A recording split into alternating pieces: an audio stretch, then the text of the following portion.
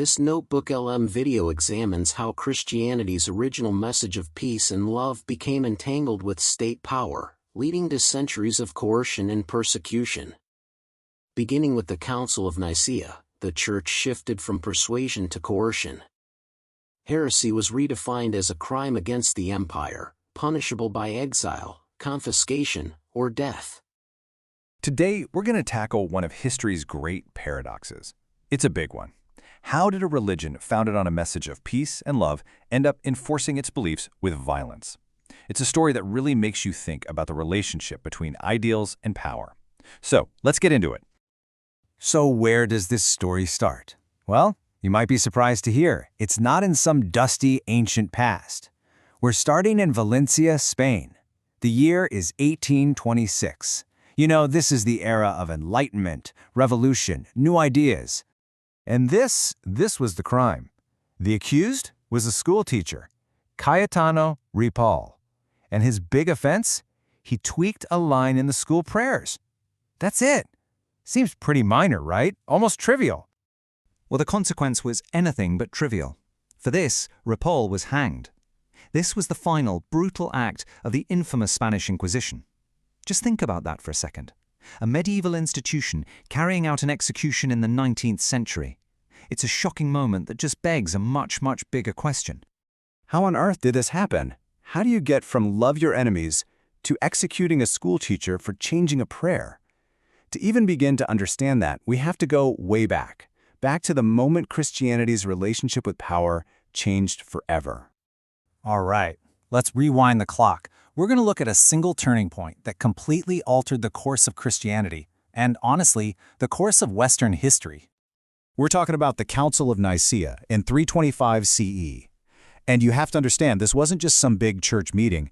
It was called by the Roman Emperor Constantine.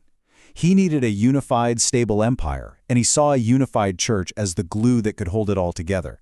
This is the moment that church and state power officially merged.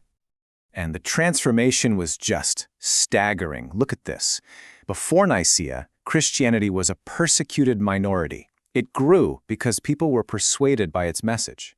After Nicaea, it becomes the favored religion of the state. Spiritual authority now had the emperor's army behind it. And that meant the game changed from winning converts through persuasion to demanding conformity through coercion. So what did this look like in practice? Well, for starters, theological disagreements weren't just church arguments anymore. They were settled with imperial law. The word heresy suddenly meant something new. It wasn't just a spiritual mistake, it was a crime against the state. A crime punishable by exile, or losing your property, or, eventually, death. And bishops, they went from being local faith leaders to powerful politicians in the empire. The church had become an arm of the state. So this merger, this marriage of church and state, it created a fundamental internal conflict.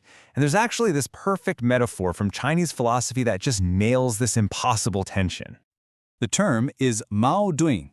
It comes from an old story about a merchant who was boasting that he sold a spear that could pierce any shield and a shield that could block any spear. So of course, someone asks, well, what happens if you hit the shield with the spear? And he couldn't answer. It's the perfect image for a self-contradictory situation. And right here, this is Christianity's Mao Duing. On one side, you have the gospel shield, the core message of Jesus. Love your enemies. Welcome the outcasts. My kingdom is not of this world. But on the other side, you have the imperial spear, the practices of the empire, executing heretics, kicking out anyone who disagrees, building a powerful, very worldly, state-enforced religion, an unstoppable force and an immovable object, trapped inside the very same institution. So, how did they manage this massive contradiction? How did the imperial spear win out over the gospel shield, time and time again, for centuries? Well, it wasn't by accident. They built a system, a whole architecture of control. And it was basically a three-step playbook. First, you weaponize the idea of orthodoxy, having the one right belief. Second, you use the full might of the state to crush anyone who steps out of line. And third, and this is maybe the most crucial step, you create a theological reason, a moral argument, that makes forcing people to conform seem like the right and noble thing to do. So take a fancy theological term like homoousios. It's a Greek word from the Nicene Creed, meaning Jesus is of the same substance as God. This wasn't just theology anymore, it was a political password. If you disagreed with that one word, you weren't just a fellow Christian with a different viewpoint. Nope, you were now a heretic. And a heretic was an enemy of the Roman Empire. So what about that third step, the moral justification? Well, a huge part of it came from one of Christianity's most brilliant thinkers, Augustine of Hippo. He was dealing with a split in the church, and he reinterpreted a single line from a parable in the Bible, compel them to come in, to justify using force. Augustine's argument was basically a kind of spiritual tough love. He reasoned that forcing a heretic back into the church, even against their will, was actually an act of love, because you were saving their soul from an eternity in hell. And that single idea, that powerful justification, provided the moral blank check for centuries of persecution, including the entire Inquisition. And this framework, this wasn't just some brief, dark chapter. Its legacy was shockingly long. 1,441 years. Just let that number sink in for a minute. That's the length of time from the first recorded execution of a Christian for heresy by a Christian government to the very last one. This whole era is bookended by two executions. It starts way back in 385 CE with Priscillian of Vavila, and it ends, as we saw at the very beginning, in 1826 with that schoolteacher, Cayetano Ripoll. We're talking from the late Roman Empire all the way to the dawn of the Industrial Revolution. So what's the fallout from this 1,441-year contradiction? Well, it's huge. It massively damaged the church's moral authority. It normalized the idea of using violence in God's name. It completely crushed theological diversity and debate.